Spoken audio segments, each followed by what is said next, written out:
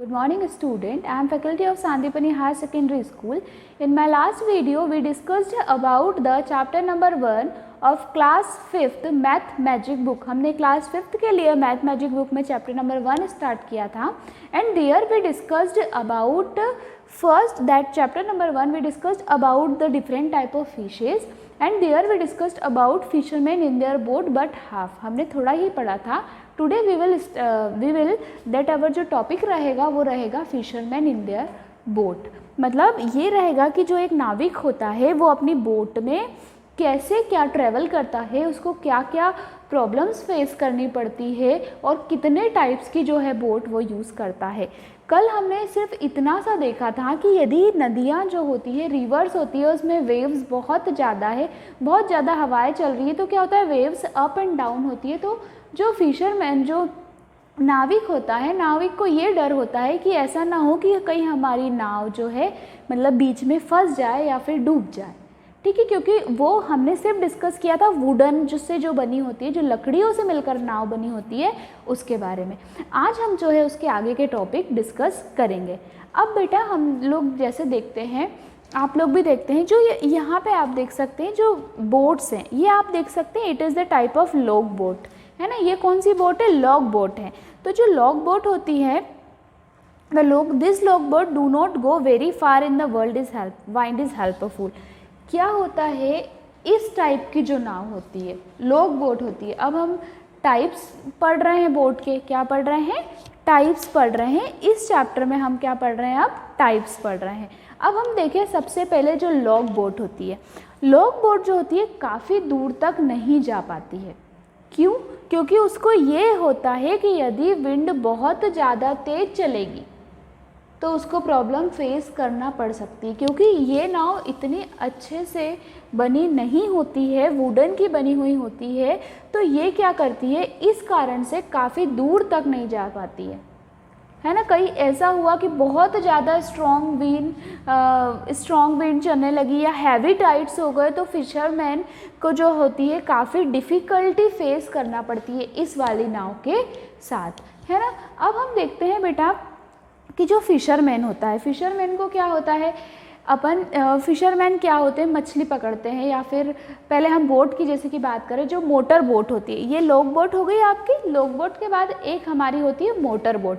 Motor boat में क्या होता है, ऑटोमेटिकली मोटर फिक्स होती है, उससे ये बोट क्या करती है, ट्रेवल करती है. तो इसमें क्या होता है, इतना ज़्यादा खतरा नहीं होता है, इतनी ज़्यादा प्रॉब्लम्स नहीं फिशरमैन को या फिर जो नाविक होता है उसको इतनी प्रॉब्लम फेस नहीं करनी होती है. ठीक है, मोटर बोट में क्या होता है, इजीली मोटर बोट इस टाइप की होती है कि हम इजीली वहाँ पे बैठ सकते हैं. आपने कई बार नदियों पे मोटर बोट को देखा होगा, एक मोटर फिक्स होती है, तो जैसे ही उसमें एक ऑन करते हैं, जो मोटर ऑन हो जाती है और उसके थ्रू जो होती है बोट क्या होती है, चलती है, उसको ट्रेवल करती है.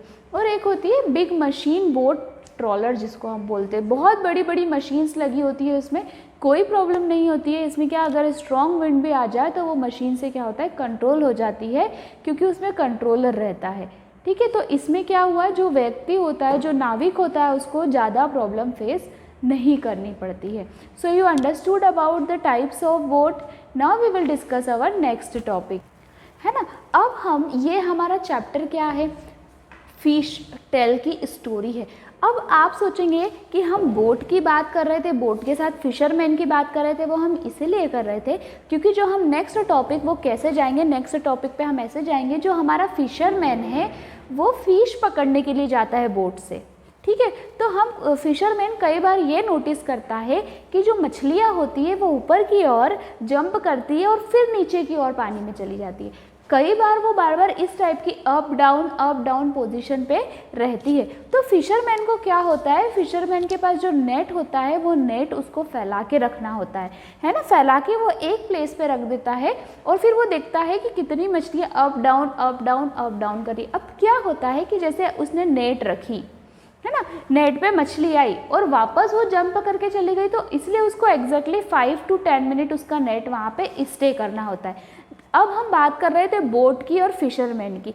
तो क्या है, जो बोट है, फिशरमैन क्या करते हैं बेटा, बोट के थ्रू बोट के थ्रू जब जाते हैं तो मान लो अभी कई बार बहुत बड़ी बड़ी नदियाँ होती है, तालाब होती है, तो क्या कॉर्नर में फ़िश तो होती नहीं है कि एक ही कॉर्नर पे फ़िश मिल जाएगी या इसी कॉर्नर पे फ़िश मिल जाएगी या लेफ्ट उधर वाले कॉर्नर पे मिल जाएगी, ऐसा नहीं होता है।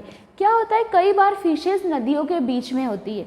जब फिशेज़ नदियों के बीच में होती है तो फिशरमैन किसकी हेल्प से जाएगा वहाँ पर, बोट की हेल्प से जाएगा।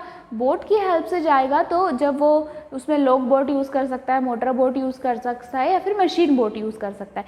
फिर जब फिशरमैन बोट की हेल्प से वहाँ पर जाता है तो वो उसके नेट को वहाँ पर स्प्रेड करता है, फैला के रखता है। उसको फैला के रखने के बाद वो जो मछलियाँ होती है धीरे धीरे उसकी नेट्स में आ जाती है और वो मछलियों को उठा लेता है। तो उससे आप क्या कर सकते हैं, उन मछलियों का वज़न you can see the number of fishes, हम काउंट कर सकते हैं। यदि मान लो एक फिशरमैन के पास 10 फिशेस आई तो हम बोल सकते हैं कि नंबर ऑफ फिशेस कितनी है, उसके पास 10 है। यदि हमने पूछा कि इनका वज़न कितना होगा, आप वेट करा के बोल सकते हैं 20 किलोग्राम है या 30 किलोग्राम है, whatever weight is there. तो ये क्या हो गया कि जो फिशरमैन है सी से, मतलब या तो आप सी की बात कर लो या रिवर की बात कर लो, कैसे समुद्र से वो मछली को पकड़ते हैं। ठीक है, अब जो फिशरमैन होते हैं कई बार फिश जब पकड़ते हैं तो ऐसा तो नहीं है उनके पास सारी बड़ी मछलियाँ आ जाती, कई बार उनके पास बेबी फिश भी आती है जो छोटी छोटी मछलियाँ होती है। ठीक है, जो छोटी छोटी मछलियाँ होती है कई बार ये भी आती है उनके नेट में और कई बार क्या होता है बड़ी मछलियाँ भी आती है। For 100 of years fishermen have cared for the sea and its fishes. The fishes is only little to eat and sell. अब जो फिशरमैन होते हैं, फिशरमैन क्या बहुत सारे हम समय से देखें तो वो जो समुद्र है या रिवर उनकी केयर भी करते हैं, पर वो क्या करते हैं कुछ मछलियाँ निकाल लेते हैं, मतलब उसमें से नेट डालते हैं, नेट से बाहर निकाल लेते हैं। आपको पता है कि मछली को क्या बोला जाता है, मछली जल की रानी है, जीवन उसका पानी है। ठीक है, मतलब without water fish can't survive. क्या पानी के बिना मछली सर्वाइव कर सकती है?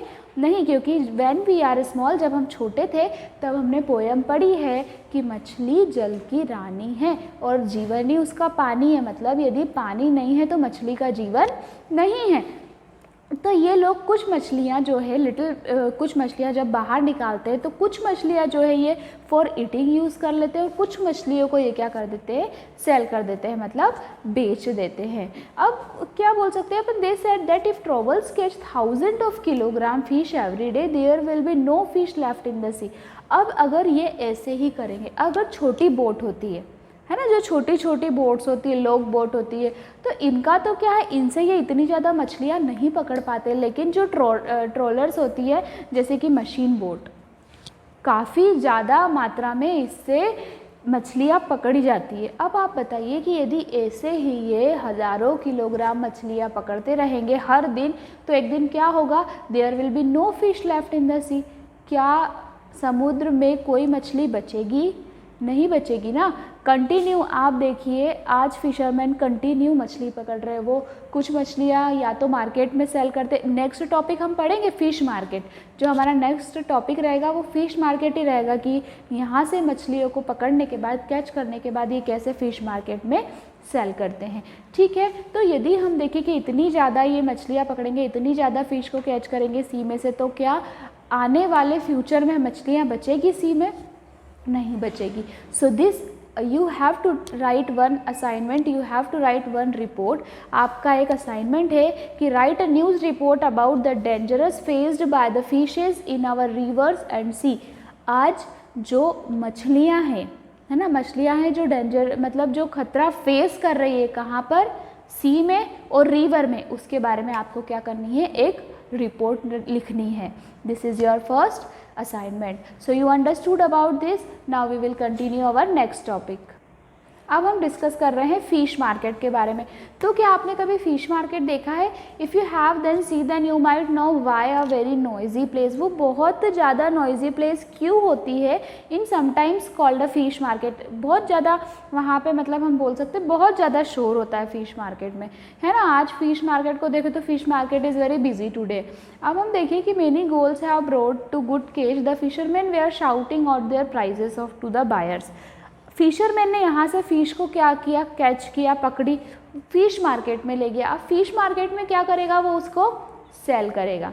फ़िश मार्केट में जब वो सेल करेगा तो बेटा फ़िश की जो क्वालिटी होती है, फ़िश बड़ी होती है, छोटी होती है, उसकी वेट से वो क्या करता है, उसको सेल करता है अकॉर्डिंग। फॉर एग्जांपल हम वेजिटेबल्स यदि खरीदते हैं तो हम क्या बोलते हैं, कई बार टोमेटो का वेट ले लिया अपन ने 50 रुपीज़ पर केजी, 1 किलो 50 रुपये के, तो अकॉर्डिंग टू देट ये क्या करते हैं, फ़िश को सेल करते हैं। जब ये फ़िश को सेल करते हैं तो इसमें डिफरेंट अब वो लोग भी क्या करते हैं, फ़िश को लेके आते हैं, साफ़ करते हैं और जो भी उनको करना होता है वो करने के बाद वो उसको सेल करते हैं और उनका अमाउंट जो बायर्स होता है, जो खरीदने वाला होता है, वो अमाउंट किसको पे करता है, फिशरमैन को पे करता है और फिशरमैन वो जो भी उसका स्पेंड करना होता है इस अमाउंट से करता है। तो ये क्या हो गया, एक तरीके का काम हो गया जो फिशरमैन कर रहा है कि वो वहाँ से मतलब बोट में जाएगा, बोट से फ़िश को पकड़ेगा, सी से फ़िश को पकड़ेगा और उसके बाद वो क्या करेगा, उसको सेल करेगा और फिर जो भी बायर्स होगा, जो भी खरीदने वाला रहेगा, वो उसको उसका अमाउंट दे देगा। अब हम इसमें क्या पढ़ सकते हैं कि देखो कई ये फिशरी जो प्रोडक्ट है, फिशरी प्रोडक्ट के डेवलपमेंट के लिए भी इसमें हम बात करते हैं कि बहुत सारे ऐसे प्रोग्राम्स बने हैं कि जो फिशेस है उनका ज़्यादा इस तरीके से कार्य नहीं किया जाए कि आज हम देखें कि फ़िश ही ख़त्म हो जाए। ठीक है, अब इसमें हम क्वेश्चन बताएं आपको, बहुत सारे क्वेश्चन आपके बेस्ड बन सकते हैं। जैसे कि हम बात करें, let us first calculate the 6 kg of fresh fish. आपके पास एक 6 किलो की फ़िश है, तो आप बताइए कि आपने उसको कितने में बेचा और आपको क्या प्रॉफिट ही प्रॉफिट होता है, क्योंकि समुद्र से तो खरीद लेके आते हैं हम, है ना। आप बताइए, जैसे कि आपने एक कोई फिशरमैन से हमने फ़िश खरीदी 10 रुपीज़ की, 70 रुपीज़ की खरीद ली, ठीक है, 70 रुपीज़ पर केजी हमने खरीदी, बट हमने उसको 80 रुपीज़ पर केजी में बेच दिया। तो हमको क्या हुआ, प्रॉफिट हुआ, हमको 10 रुपये ज़्यादा मिले। 10 रुपये ज़्यादा मिले मतलब जो हमारी कॉस्ट प्राइस थी वो कम है, हमारी सेलिंग प्राइस है, मतलब जो खरीदने वाला मूल्य है बेचने वाले मूल्य से कम है, तो हमको क्या मिलता है, प्रॉफिट होता है, मतलब फ़ायदा मिलता है। फिशरमैन से फ़िश का बेचना, मतलब फिशरमैन, अगर कोई व्यक्ति है, फिशरमैन लाया फ़िश, है ना, एग्जाम्पल ले लीजिए आप, तो हम हैं, हमने फिशरमैन से ख़रीद ली 10 रुपीज़ पर केजी में फ़िश और हमने 20 रुपीज़ में बेच दी, तो यहाँ पे हमको क्या हुआ, 10 रुपीज़ का प्रॉफिट हुआ, 10 रुपये का फ़ायदा हुआ। लेकिन फिशरमैन से हमने 20 रुपीज़ में ख़रीदी है, लेकिन हमारी फ़िश बिक ही नहीं रही है और हमने सिर्फ 10 रुपीज़ में बेच दी, तो हमको यहाँ पे क्या हो गया, 10 रुपये का घाटा हो गया, 10 रुपीज़ का लॉस हो गया। तो इस चैप्टर से हमने प्रॉफिट एंड लॉस के बारे में भी समझा। प्रॉफिट एंड लॉस के बारे में कैसे समझा कि एक चीज़ तो हमने ये देखी इस चैप्टर में बेटा कि यदि जो फिशेस है, पहले जो हमने डिस्कस किया था, फर्स्ट पार्ट हमने जो डिस्कस किया था वो हमने डिफरेंट टाइप्स के सी एनिमल्स देखे थे। डिफरेंट टाइप के सी एनिमल्स देखे थे, तो हमने ये देखा था कि उनके जो शेप्स होते हैं सी एनिमल्स के, वो भी क्या होते हैं, डिफरेंट होते हैं। उसमें हमने वेल शार्क के बारे में पढ़ा था। जो वेल शार्क मछली होती है वो सबसे बड़ी होती है, उसकी भी कुछ क्वालिटी ये होती है कि वो अपनी नोज़ से ब्रीथ करती है, वो खुद डायरेक्ट बेबी को बर्थ देती है। लेकिन जो फिशेस होती है वो उनसे अलग होती है। जो वेल शार्क होती है उसके जो लेग्स टाइप के होते हैं, विंग्स, उससे पहचानी जाती है। और भी बहुत सारी बातें पढ़ी थी हमने। जो दूसरी फिशेस होती है वो किसको एग ले करती है, बट जो हमारी ये वेल शार्क होती है ये क्या करती है, डायरेक्ट बेबी को बर्थ देती है। तो उसके बाद हमने ये देखे थे डिफरेंट टाइप के सी एनिमल्स देखे थे। मतलब ऐसा नहीं है, सी में भी एनिमल्स होते हैं, उनके भी शेप्स क्या होते हैं, शेप्स देखे थे। शेप्स देखने के बाद हमने डिफरेंट टाइप की बोर्ड्स देखी और आज हमने ये भी देखा कि ऐसा ना हो कि यदि कंटिन्यू फिशेस को पकड़ा जाए, उसको सेल किया जाए, उसको ईटिंग में यूज़ किया जाए, तो हमारे फ्यूचर में ऐसा ना हो कि हमको फ़िश ही देखने को नहीं मिले। उसके बाद हमने फ़िश मार्केट में पढ़ा कि जब फ़िश मार्केट में फ़िश का सेलिंग होता है, बाइंग होता है, तो हमें कैसे प्रॉफिट और लॉस का पता चलता है। Okay, so understood this much. So in this chapter this much part is given. Okay, so this chapter is completed. In next class we will continue our next chapter. Thank you.